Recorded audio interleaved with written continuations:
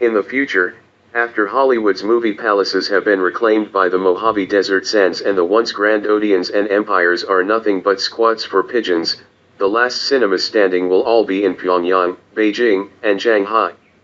Why? Because, along with Crimea and Syria, North Korea and China are the only places left in the world where you still can't get Netflix.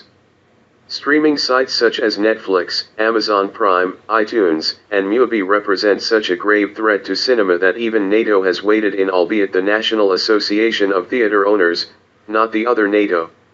Last October, the industry body condemned Netflix's decision to bypass the long-established theatrical window by releasing its war thriller The Siege of Jadotville, starring Jamie Dornan, online the same day it premiered in a handful of U.S. cinemas. The theatrical release ensured that the film was eligible for awards, while the digital release furthered Netflix's only real commercial interest, establishing and asserting dominance of this new distribution model. To put it in terms we can all appreciate, Netflix ETL are crashing about, laying waste to the film industry landscape, like 50 Feet Decepticons in a Transformers sequel.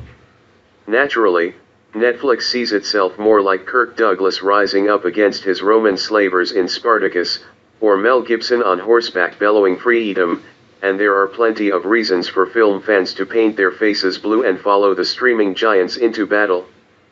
Falling box office revenue is evidence that the comfy convenience of home viewing is not to be underestimated and, according to Netflix's chief content officer, Ted Sarandos, those who are holding out and still prefer the cinema experience need to shake their romantic notion about the big screen.